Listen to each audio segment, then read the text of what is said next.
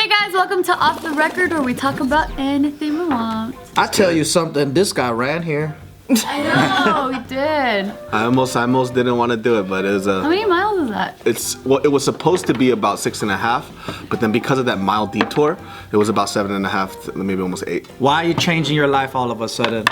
Well, I was listening to this dude named like David Goggins, and like David Goggins, like you guys actually introduced me to him, and so that's the only reason why I clicked on that Joe Rogan podcast. Yeah, because I was like, I did. Yeah, you guys mentioned David Goggins to me, and it was like this video where it was like, oh, I think I found him a long time ago then. Exactly, you guys found him a while ago. And I think I sent it to David to talk shit to him. Yeah, that's probably something like that, you fucking bitch. And then, and so I clicked on it, and then you listen to this guy's life story, and it's pretty cool. Now, it's very random that some random dude can actually like speak to you very well. Yeah. This has never happened to me before, because usually I'll listen to a podcast, and it'll just be like, cool, and I move on with my life, you know what I mean?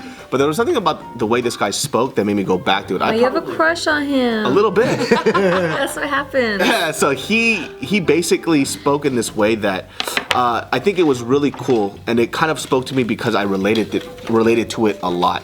It's like, and he spoke, one thing that kind of really stuck out was this one thing. He says, a lot of people are motivated, but they're not determined. Those are two really big different things. What's the difference? So he says, like, motivated is this, like you watch the Rocky movie, right? You see Rocky go in, he goes back into the ring, gets his ass beat, gets knocked out. You wake up and you're like, today, this is what I'm gonna do. It starts raining outside. You go, tomorrow, I'll do it next time. I'm still motivated though.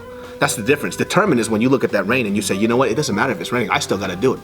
So that's how I felt. I was like, I was always motivated, but I was never determined. And so like, I think like he speaks to the average person, but he does amazing things. And that's the difference between a lot of people. These people who are amazing, they only tell you that you're weak, but they don't tell you that you're them. So he does it the other way around. So he knows how to speak to people who are average. And so for me, I'm like, okay. Remember I was walking like 3 miles, and then the day it rained after, and I was not gonna do the 3 mile walk or run. Because it was raining? Because it was raining, and then I listened to his podcast again, and I heard that motivation, determination part, got up, and I did it anyways. Nice. And so it's like, When you run in the rain though, the Instagram video comes out way more epic. Especially slow-mo. Hey, if you were really determined, you could do it without listening to the podcast. absolutely not. I still need that. And the cool thing is too, he goes like, you know, you don't have to be me. I'm not telling you you have to be a Navy SEAL. You don't have to do Hell Week 3 times. You can't even, most people can't even be a Navy SEAL. He goes, that's not what I'm saying. What I'm saying is like, you are your own person. And the thing is like, you just gotta defeat your own inner demons, and that's about it. You gotta climb your own Everest. That's really what it is. You know, and it's so funny, like when you look at a guy who is 300 pounds, he failed becoming a Navy SEAL. Are you okay over there? You know, he fails becoming a Navy SEAL. He has 2 holes in his heart. You know, his father was a pimp, his mom was abused, he was called stupid. He read at a 4th grade reading level when he was in high school. Couldn't pass the fucking ASVAB. ASVAB is for idiots. You know what I mean? Yeah. He couldn't fucking pass it, and he eventually ASVAB. Oh, then he also went to Ranger School too. Thanks. So. I thought that's what he said. ASVAB. ASVAB. That's crazy. Fap into that ass. It's a pretty cool story, and it's been going on this is week 3. So it's Cool. It's pretty good. When girls hear stuff like this, does it motivate you or inspire you guys the same way? Like David Goggins talking? Yeah. Yeah, like when I feel like for guys, like when we hear stuff like this, and especially if they speak our language, like David Goggins speaks way differently than like some hardcore headbanging type of dude. You know, like that they're just like a meathead. David Goggins, he explains things in a very grounded, relatable way. So when I listen to it too, I'm just like, oh fuck, this guy pumps me up. It makes me like want to do triple what it makes me feel like whatever goals I set are way too low. When you guys like hear stories like this, or if you listen to them, do you guys go like, no, we're girls, we just want to do makeup and brush our hairs. no, but for real, like, how do you? When I hear stories, I go, I just want to do makeup. No, yeah, I read a lot of personal development books, and I feel like it's the same kind of jam. Like Eckhart Tolle gets me in that spiritual like world, and then like Tony Robbins is like really like, oh, like he says fuck, and then he like makes me want to do things, and then I don't know, even the old ones like Malcolm Gladwell and like How to Win Friends and Influence People, like even all those old books. Magic of Thinking Big is a really good one, where you're like, oh, my goals are here, and then you read that book and you're like, oh shit, that's way too low, like it should be up here. I think I'm pretty determined though as a person. I like. What I realized though, the common denominator for all those things, none of them are physical physical based. They're all motivational or emotional. Yeah, I guess that's what you prioritize. Cause like for me, I don't think. I mean, I work out. I have goals in working out. I want to, be healthy as I can be, as physically fit as I can be. But I don't think of it as a like, oh, I've reached a success point with physical stuff. It's more in like career stuff. So like, I felt like I was failing a lot. A lot of people feel like they're failing during their life. And then I read Lucille Ball's her biography, and she like. Tried to be an actress when she was 15. She failed 3 times in high school, couldn't get into the acting school that she wanted to get into. She was told she was talentless, would never make it. She had to do like extra work basically until she like started modeling, and then she got discovered on the Ed. What's that? Sullivan? Oh, Ed Sullivan show. Yeah, and 'cause she was one of like the dancer girls or whatever, and then she got these little bit roles all through her 30s. She was just getting tiny little roles, and then she did vaudeville with her and Desi like came up with this show where it's like a Cuban guy and a white girl living together as husband and wife, and they pitched it to CBS, and CBS was like, no one would ever go for that. That's terrible. Like that's not relatable. And so they made it themselves, and then they did a vaudeville thing with that Lucy and Desi show, basically I Love Lucy on vaudeville, and it was a huge hit. And then they went back and produced the pilot themselves, and then it became a hit, and she became the first woman multimillionaire in history. Wow. First? Yeah. Wow. And she even bought out Desi's half of the company, so she owned all of her own shit, but by that time she was like in her 40s. And so like every time I feel like I'm failing in entertainment or comedy or whatever, or someone says like I'm not funny enough or I'm not talented at acting or whatever, I just think of like she's your inspiration. Yeah, she is. And like without that in mind, I think you just need that like mental picture of somebody that's like you that did it. That's the cool thing about like, I mean, her story is just similar to like David Goggins. You know what I mean? Just they say like they're like you. Person. Yeah. They failed a bunch. Yeah. And the thing about it that I really like about somebody like Lucille Ball or David Goggins, it's not theory. You know what I mean? So people always talk about theory. You know, there's a lot of you fucking YouTubers out there that like to talk this talk where you want to be a motivational speaker and you want to write autobiographies at the age of 20 when you haven't fucking lived life. That's why you can't, how can you talk shit when you haven't? Memoirs. When YouTubers write memoirs. Memoirs that 20-year-old, go fuck yourself. First of all, you haven't lived shit, so how can you say that and motivate people? You have to do it yourself first before you get to tell somebody what to do with their life. And that's like a huge problem that a lot of people have, I think, nowadays. And so when I read David Goggins, you hear Lucille Ball's story, that's what it is. They lived it. Yeah. So then it really motivates you. You can feel the truth when you hear it. Yeah, and I think we live in a society where we just want to speak more than do. You don't want to hear stories from someone that never got butt fucked before. He's all right. Because if someone gets the more that someone gets butt fucked by life, you're like, fuck, this fool's been through a lot of shit. Literally. Yeah. I was like, why does it matter if you got butt fucked or not? No, by life, like Lucille. You should be listening to all porn stars. Because then it eradicates all your own excuses. Yeah. Because you think your she got butt fucked 20 times? Yeah, you're like, oh, well, I can't do it because blah. And then Lucy's like, well, I did that 50 times. And it's like, oh, shit. Like, I tried 7 times. Like, well, that's nothing. I tried 50 times. Yeah, Oprah too, right? She didn't make it till she was like... She got hella butt fucked. Her story is so bad. She got crazy. She got literally butt fucked and it's tragic. I don't know her story. It's crazy. As a young girl, she was getting molested by her uncle. And she was dirt poor. Like potato sack dress poor. Yeah. Shit. It's really bad. Yeah, that motivates and inspires people. Yeah. Yeah. So yeah, it's just kind of like one of those things. Like you just like your own hero that you can hold and be like, every time you feel yourself slipping, you're like, oh, but they did it. I have a lot of those for a lot of different areas in my life. Like, I'll look to like stunt women, and those like in particular, like they're the ones that like motivate me like crazy. Cause I'm like, that's so interesting. I know, it's so weird. Yeah. Women that could take a beating? Yeah, like for physics, because they look really hot, right? Because they're in a movie or whatever. Yeah. But then they're doing like amazing stunts and stuff, and I'm like, fuck, that's fucking amazing. I want to do that. And then I look to like different, like I listen to a lot of different podcasts like of business building, and I'm just like, oh shit. Yeah. A lot of the stuff that we're going through, they've gone through it, and they're like multi-million-dollar companies. Yeah. So it's just different areas of my life. I like latch on to different people that I can like relate to. This is hard because like I think people give up at that 40% mark. You know what I mean? So it's like still going through everything, but that the 40% you already think you're at the end of your rope. Yeah. But there's still 60% more to go. But then all you see is that 40% is the end line. There's also a rule, the 90-10 rule. Have you heard of that rule? Where 10% of the stuff gets done in 90% of the time, and then 90% of your goals get done in the last 10% of time. So it's like, cause like a build-up, it's a compounding effect. And like you're saying, like if you give up at 85%, you haven't even hit where the majority of the goals are gonna come from. So, and then I guess it like repeats itself throughout different things, like the 90% of your money is made from 10% of the stuff you do. It applies to just like a lot of things. Yeah, there's another one called the 80-20 rule. It's probably the same concept, but most of your effective and most of your income or whatever is done by 20% of your effort. Yeah. Same with probably like 20% of your workout is producing 80% of the result. But also it's the same thing for negativity. So what is your 20% of problems that are causing you 80% of your inconveniences or whatever in life? And if you sit down and look at it, You're 20%. that's a lot of people's. Oh really? I was kidding. It's their significant other, where like most people will be like, I don't have any problems with anyone except for the person I'm with or whatever. Oh, that joke got too real. I know.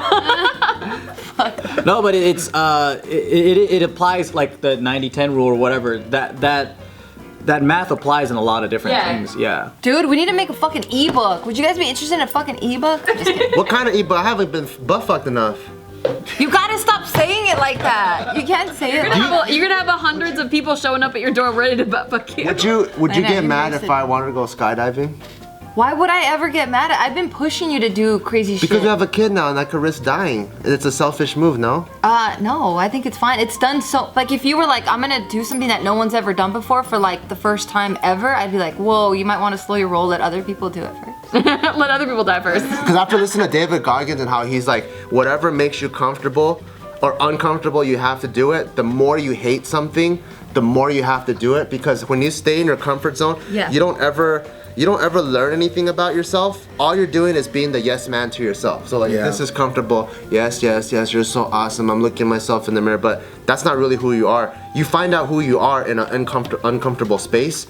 So after listening to that, I'm like, man, I should face my fears and I should actually go skydiving. Dude, let's sign up right now then. Let's go. Let's do it.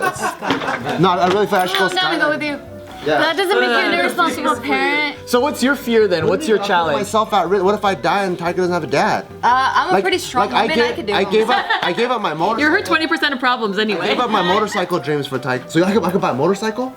No. We just slow down your fucking roll. Too risky. That's not something you fear. That's something that you think is cool. Be honest with yourself. No, but I wanted a motorcycle, but I gave it up because I was like, I don't want to risk. Should I go to jail then? Because I fear going to jail. So I should challenge myself.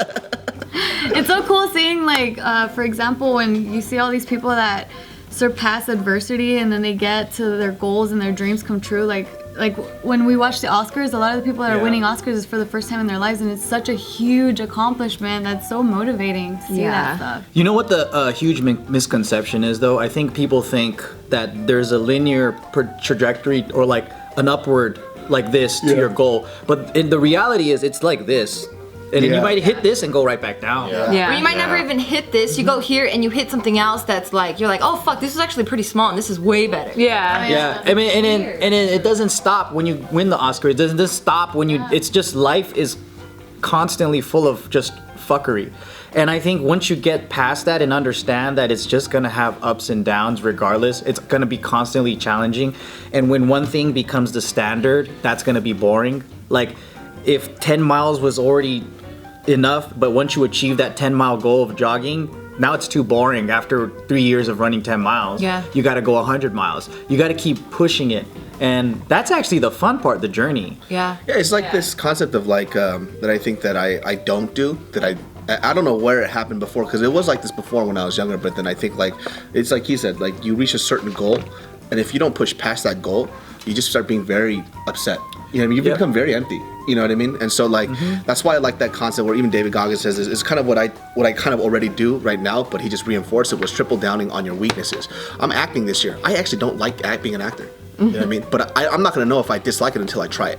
So that's why this year I'm trying acting. Maybe next year I won't, but I'm not gonna know if I like it if by just theory. That's crazy. Yeah, by speculating. That's one of those things that I think it's like you're scared of it, like it's uncomfortable, and like you'd rather be like, oh, I don't like acting, than face your fears of like maybe not being good at it or whatever you're scared about it, or not liking it or hating it or whatever it is. You'd rather just be like, I just know I don't like it. I think that's more of like a facing your fear type of uncomfortable thing. Yeah. Which is really cool too, because like I think that like it happens in a lot of things, like when people are at the gym and they just do the same circuit training over and over again, and they never like show any progress, but they're like just doing the same thing over and over again. You never get anywhere. Whereas if they just like pushed and did like something different, like they could start. Yeah, and like the cool thing is that I think like a lot of people forget too. It's like during like the whole difficulty time, whatever's bad here, what's on the other side of accomplishment feels 10 times better than what was over here. Yeah. You know what I mean? So whatever you're going through right now, by the time you reach this, all this shit is gonna start to make sense. Yeah. You know what I mean? And then that will become your comfortable place. Like you'll start to thrive for it, and then you'll start thirsting for some type of novel, weird, challenging experience. Yeah. And like, Yeah. like kind of like how I'm doing this right now. It's like, so number one, like I have an inguinal hernia. I can't lift weights. So this is like the most difficult time I've ever had losing weight. It's because I can't lift weights. So I'm actually eliminating a huge part of my workout that I'm so comfortable doing, which is why I'm running now. I don't run. I can't believe you ran to our house for the Oscar party thing. That's what I'm saying. Like, I fucking hate running. I don't have a choice. So it's like, I could say like, oh, I have a hernia, I could chill out. You know, my back is also fucked up. But I've always used like these small little vices and excuses for why I couldn't work out. But at the end of the day, like, I'm still here then.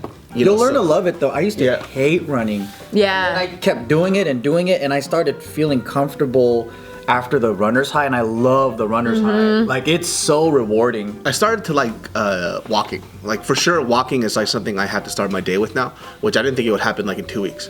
You know what I mean? But it's definitely like a part of me. Like, the first thing I do before I do anything else is I walk. So That's dope. Gets my day started, and it has to be at least 3 miles because I'm not gonna go backwards.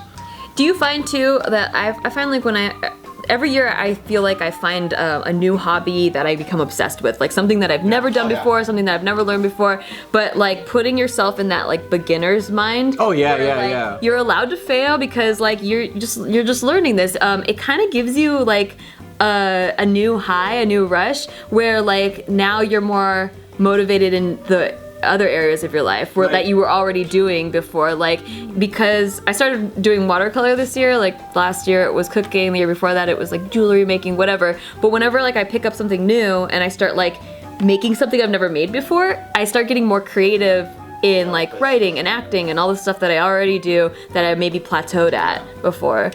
Yeah, I forgot where I read To draw parallels now, like making a basket or a clay sculpture, like that creative expression. You start drawing parallels with the thing that you're doing immediately. You know the creator of Off-White, Virgil? Okay, have you heard of the brand Off-White? It's like a big streetwear brand. Okay, well it's huge. So basically when he was going to fashion school, he also, before even doing that, he went to, he wanted to be an architect. Like he went to architecture school. And then his teacher was kind of like talking down to a lot of their students, and they're like, well, if you can't make this class, like you're not gonna make it anywhere. And then Virgil, he was just like, what? Like, why would you say something like that? And then he's like, well, you're so smug, like why are you so confident? He's like, well, actually, like, I don't even want to be an architect, like, because I know whatever I'm gonna learn here, I'm gonna apply when I do fashion. He's like, because of those parallels. Yeah. And I'm just like, that's fucking sick that someone like, you know, was able to see that. And he's like, well, I just want to do I just want to learn how like a structure's made because I'm gonna apply that to my clothes. And right now he has like one of the biggest streetwear brands out there. That's so cool. It's like even when you said, remember, I forgot what you said, but it was like somebody mentioned to you, or it was a person that said that there's an importance to why you wake up in the morning and you make your bed. Oh yeah, it's like You can accomplish the first thing. a lot of military people stress that so much. Yeah, it's like a There's like an accomplishment in the beginning. There's like a parallel to how you thing that has like a snowball effect with the rest of your day. Yeah. Just like I wake up and take a shit. Your body's just ready to go like that? I need a cup of coffee first. I do a bottle of water first. Oh, okay, yeah, bottled water works. There has to be something that pushes it down. Yeah. which I didn't do this morning. That's why I had to take a shit on the way after the first mile. And luckily there was a pavilions. That's the worst. And I ran in there. I was like, oh God, thank you, Jesus. That's when you run the fastest, when you have to take a shit. You're like fucking tired and you're Like a turtle head poking. Yeah, it was funny because I was right in the middle. I was like, there's a Vons and a Pavilions. Pavilions is nicer. And then I went in there and it was way clean. I like how we start on goals, end with shit. That's right.